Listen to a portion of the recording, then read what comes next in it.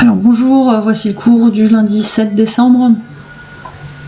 Donc aujourd'hui nous allons travailler sur le schéma des interactions biophysiques. Donc ce fameux schéma qu'on vous demande d'intégrer au niveau du CCF.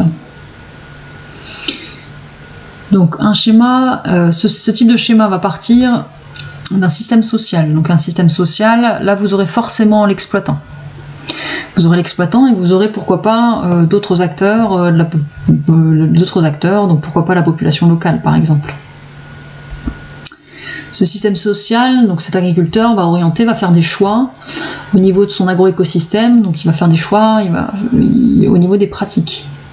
Donc il va choisir d'intégrer un nouvel atelier par exemple au sein de son exploitation ou des nouvelles pratiques en termes de culture de sol par exemple, enfin de travail du sol, pardon.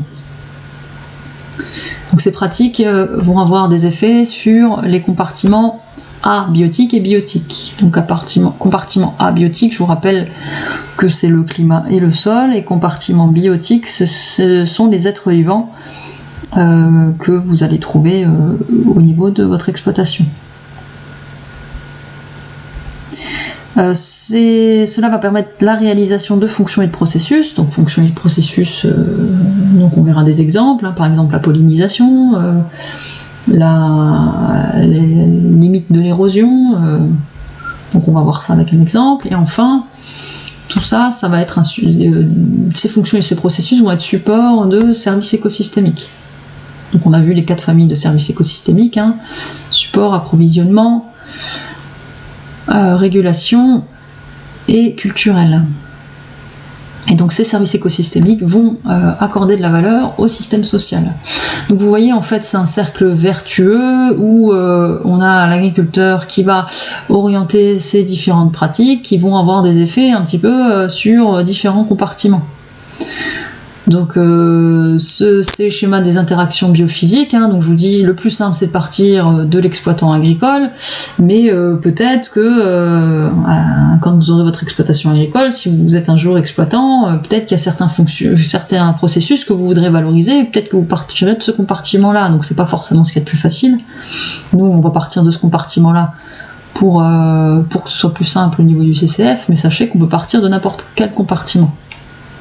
Partir par exemple des pratiques également. Donc là on va avoir un exemple avec l'exploitation agricole de la Marchande, donc que vous connaissez assez bien normalement. Donc schéma des interactions biophysiques, donc on parle de Marie Laflotte, donc qui est directrice de l'exploitation agricole de la Marchande. Et j'ai intégré un nouvel acteur, le parc naturel de Lorraine. Donc Marie Laflotte a décidé, conjointement avec le parc naturel de Lorraine, d'orienter certaines pratiques, et notamment la plantation de haies au sein de l'agroécosystème. Donc ces plantations haies ont des effets sur différents compartiments abiotiques et biotiques. Donc les compartiments abiotiques, ça va être le sol et le climat local. Donc ça va avoir des effets sur le sol, hein, ces haies, ça va avoir des effets sur le climat local. Donc en effet, hein, le fait que les haies vont à un moment donné pomper de l'eau en profondeur, ça va entraîner de la part de ces haies de la transpiration, et notamment de l'évapotranspiration, et ça va réguler d'un point de vue local, hein, vraiment à proximité de la haie, le climat. Ça va avoir des effets sur le bétail, forcément, hein, c'est fait pour notamment servir d'ombrage aux animaux, et ça va avoir des effets sur la biodiversité. Donc tout ça va permettre la réalisation de fonctions et de processus. Donc les fonctions et processus, donc par rapport au sol notamment, ça va limiter l'érosion du sol, ça va avoir un effet pompe à nutriments et à eau.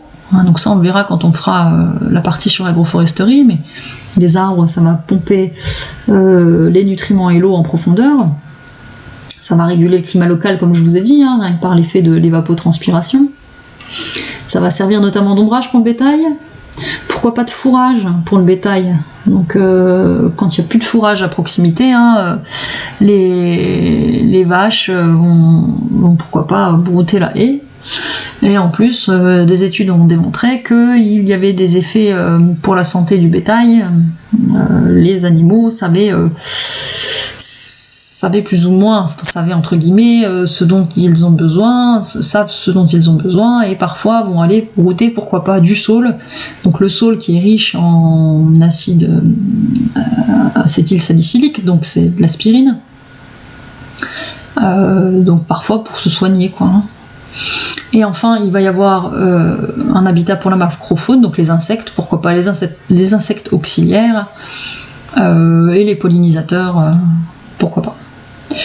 Donc voilà les fonctions et les processus. Donc, vous voyez, c'est un petit peu détaillé quels sont les effets de la pratique sur ces différents compartiments. Donc c'est important d'être le plus exhaustif, le plus complet possible sur ces compartiments-là. Donc si vous en oubliez, c'est pas dramatique, mais il faut essayer d'en trouver un maximum pour pouvoir ensuite trouver les différents processus. Donc vous voyez que c'est bien lié.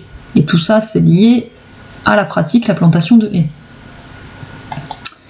Donc toutes ces fonctions et processus vont être support de services écosystémiques, et donc le service écosystémique du sol notamment, parce que ça va limiter l'érosion, ça va avoir un effet pompe à nutriments. Sur l'approvisionnement, c'est source de nourriture pour la macrofaune, pour le bétail.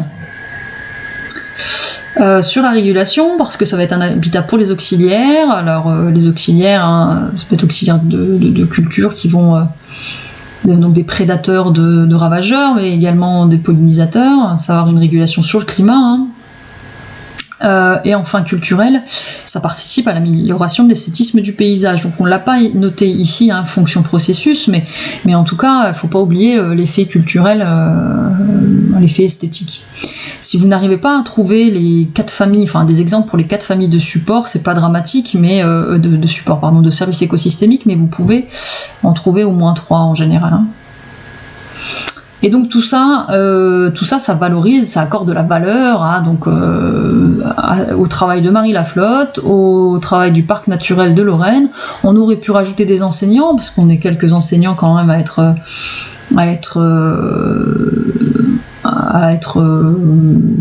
pas porteurs, mais à être acteurs de ce travail-là, et puis même des élèves, les élèves du lycée.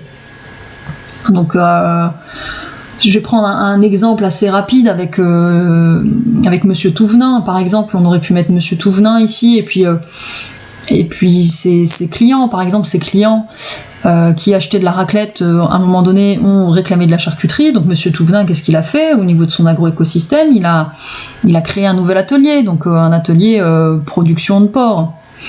Donc ça avait des effets forcément sur le sol, parce que forcément qui dit production de porc dit production d'effluents, donc ces effluents il va aller les épandre.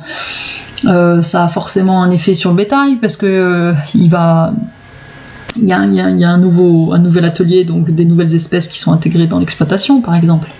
Ça va avoir des effets forcément sur la biodiversité, parce que la biodiversité de son exploitation va augmenter. On a une espèce supplémentaire, donc ça va permettre la réalisation de fonctions et de processus. Donc les fonctions de processus, ça va être notamment sur le sol, vu qu'il va y avoir des effluents d'élevage qui vont être répandus sur le sol. Ça va avoir des effets sur la biodiversité du sol, parce que vous allez apporter un autre type de matière organique, notamment. Et puis ça va avoir comme effet un support de services écosystémiques, notamment sur le sol, sur l'approvisionnement, parce qu'on apporte également de la nourriture, là cette fois-ci aux humains.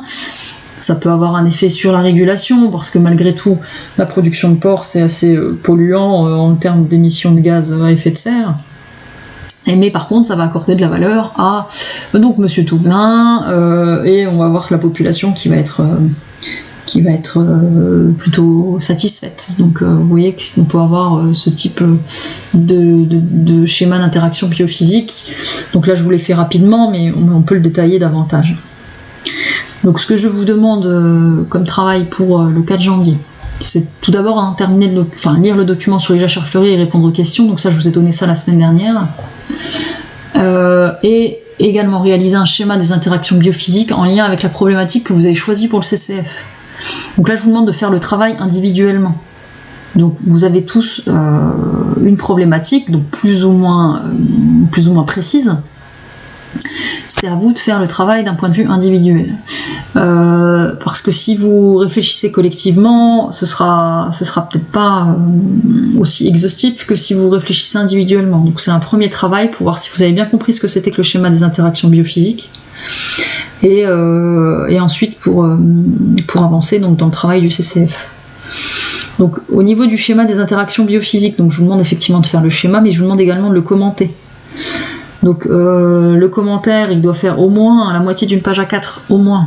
Si vous le faites très bien, il fera une page A4 complète. Donc je vous demande de préparer également ce travail de commentaire de ce fameux schéma. Voilà, donc je vous souhaite un bon travail et puis je vous dis à bientôt. Au revoir.